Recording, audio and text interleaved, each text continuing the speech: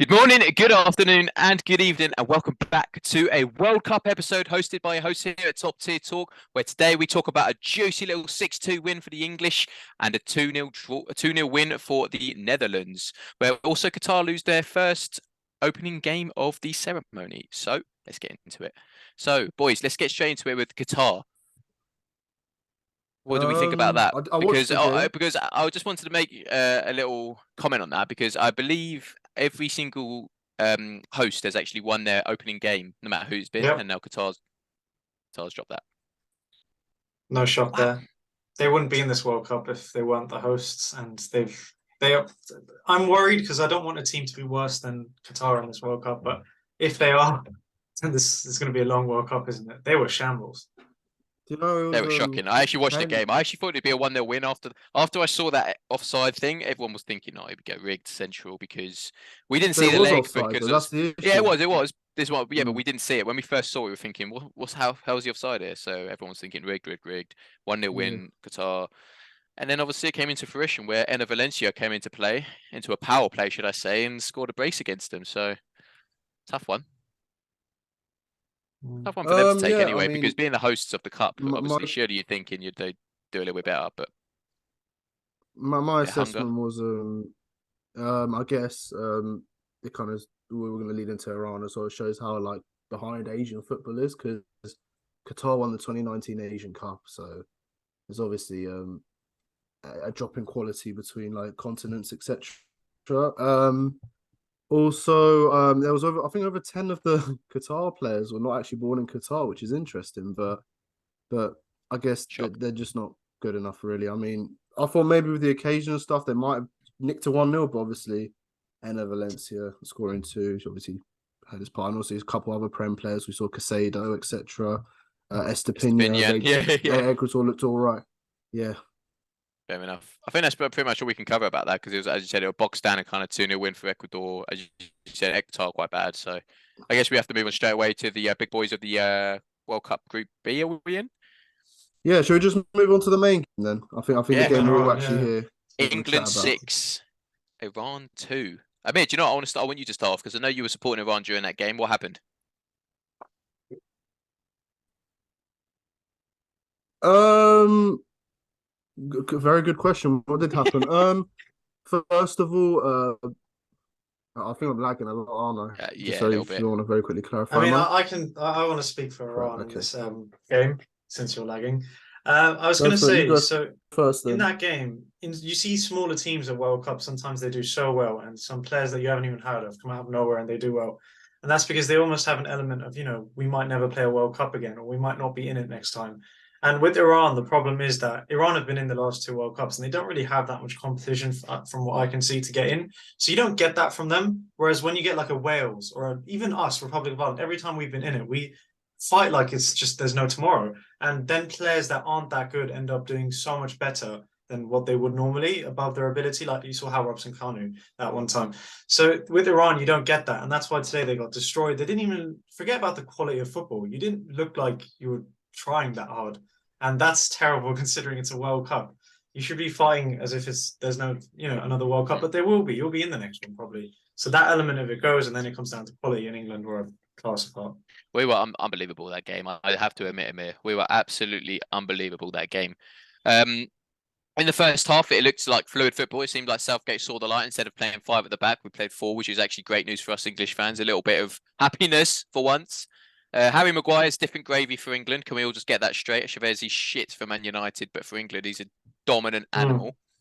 Yeah, No, I Um, think Elliot, before you do continue, you need to be kind of aware of the opposition as well. Which obviously, when I talk about Iran, is you got to kind of think of the opposition. Do you think against a France or for example, a Brazil, Maguire will look as good as he really is, etc.? Because in my opinion, I don't think so. um, it's a it's a tough one really because you can say that, but then obviously you go down to the fact that Iran are the 20th best team in the world apparently according to FIFA. No, it's not apparently they are, but it's again the golf in quality, isn't it? It's the difference in quality that we spoke about before. I guess I'll let you finish off with that before I do the Iran assessment. But Oh yeah, I was yeah, just saying carry like on. Maguire played well, Luke Shaw played well. Pickford had a really good game. Obviously, it was just a shame he couldn't get the support he needed for those 2 goals. Obviously, I don't think that second one was a penalty. He's very, very soft. Maguire's one should have been a penalty if that one's a penalty. Um, as Trippier had a decent game. John Stones, decent game. As I said, Daniel's obviously on our player ratings, gave everyone a 7. Bellingham, quality match for his debut at the World Cup, 19 years of age and probably second behind Saka at man of the match. Absolutely outstanding in the midfield. As I say, Saka, star boy, was our debut at World Cup, and I think both of you can agree he was amazing on that right-hand side. He showed true qualities, and he brought what he's learned at Arsenal into the World Cup for England. You know, he dribbles down the line, cuts in one more time, bang, goal. Perfect stuff.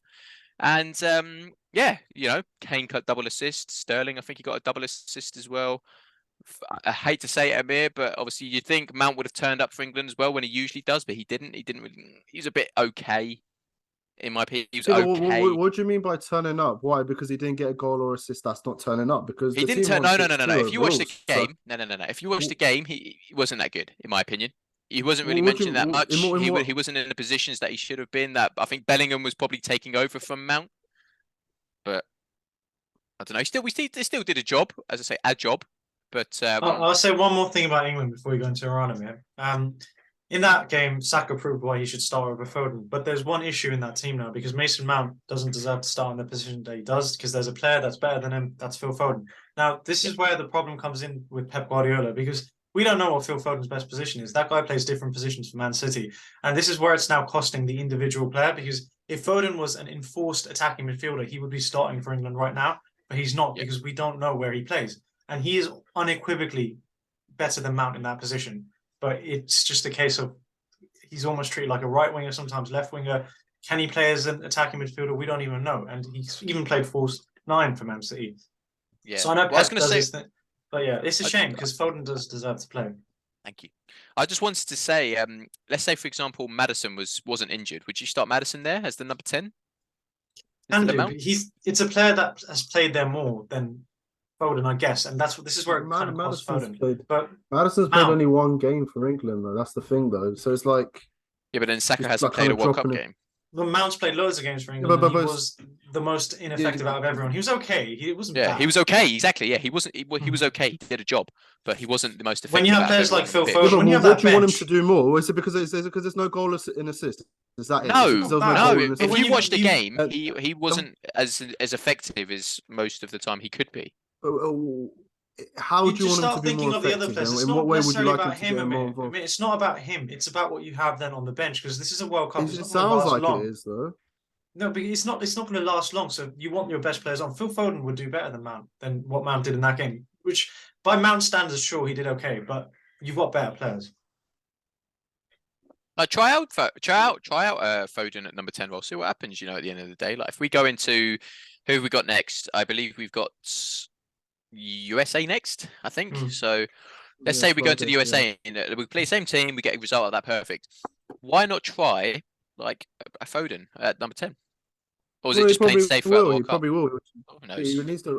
It's nothing to do with playing safe because he played Bellingham and that wasn't safe. Safe would have been Calvin and Declan. But we did see. I guess I thought Bellingham was absolutely fantastic. I think he's absolutely class. I think his header was absolutely top draw. The corner he picked out kind of mirrors what Maguire tried just before that. But yeah, no. Moving on to Iran, I guess from a Carlos Queiroz side, it's more to do with organization, defensiveness, stubbornness, and we didn't really see that, to be honest, at all. I think Ali Reza Baravan, the keeper, going off early was a big miss because he's a very key player, very vocal as well. And I think the keeper that came on was a very Hosseini wasn't as experienced, which obviously didn't help. I guess I didn't watch the friendlies and like prior qualification games bar the highlights. A lot of people commenting on how the back line was different to what it usually is. They criticised Queiroz' choices, but to me that wouldn't have made much of a difference. I think the golfing quality we saw between England and Iran really showed in that game, and like you can only praise England for that.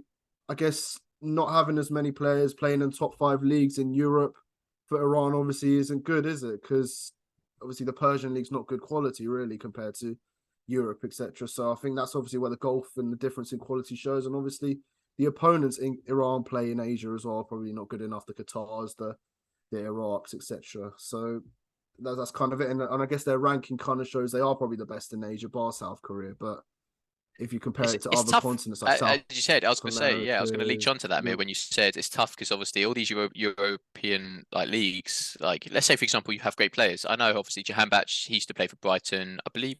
I don't know where he is now. but he wasn't good enough for Brighton. That's what I'm trying No, to but say. Like this is what I'm all saying. the England players This, start. no, but this is what I was going to Yeah, say. It's like I'm leeching onto your idea where say like let's say for example for 30 minutes the Iranian players can go at it for 30 minutes, but this is where the English come in.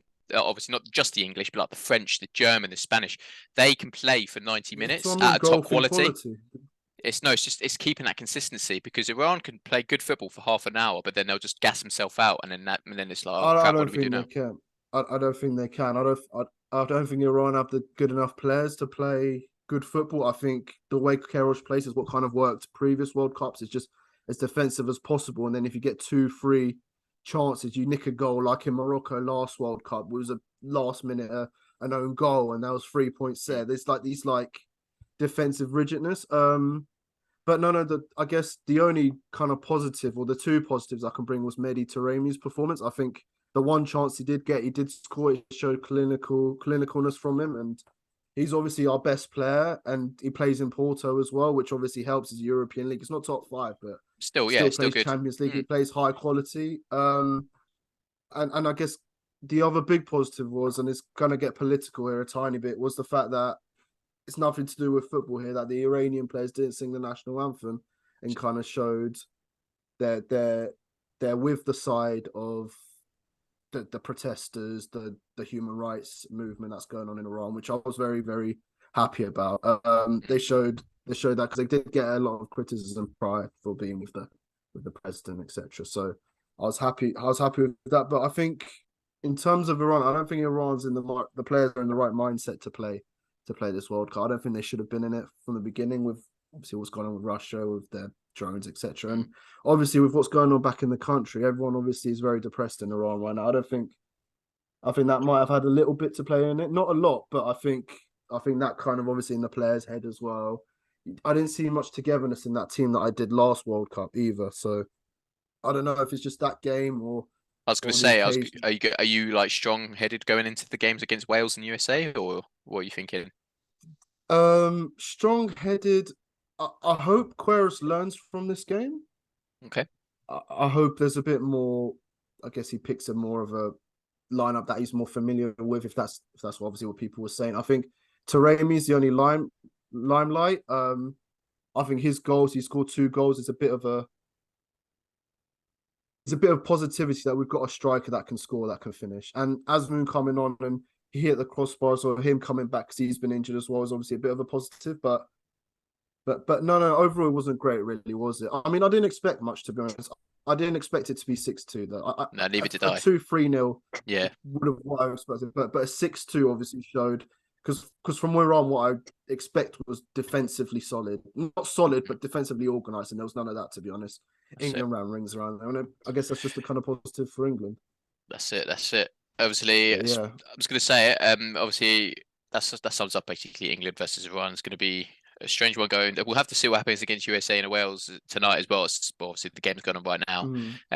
For the rest of the group. I'm going to Obviously, be watching that, especially to see if there's any chance for Iran. Obviously, just a quick skim over. there's any Netherlands positive beat of nicking Senegal something 2-0. in. Obviously, Senegal came top of the Africans Cup, so that's a big win for the Netherlands. But yeah, obviously that pretty much I sums think up them the World losing Cup that's Mane happened is obviously today. big blow as well. Yeah. But that pretty much sums up the World Cup kind of Mane preview is a that we've big had loss, but today, and obviously yesterday from Qatar. Anything else, boys, to add? No, fantastic. no, obviously Well, big props to the Iran players for not singing the national anthem. That's the only thing I'm okay, going to say. I'm quite happy there about you that. go. And a But yeah, lot we'll of be that. people We'll be like back that. next week, obviously, to cover a lot Yeah. more games. Obviously England versus USA will cover again, but we'll cover like Brazil, Serbia, and everything, Japan, Germany, Japan. So yeah, obviously keep in tune with these videos, and we'll catch you on the next video. Take care.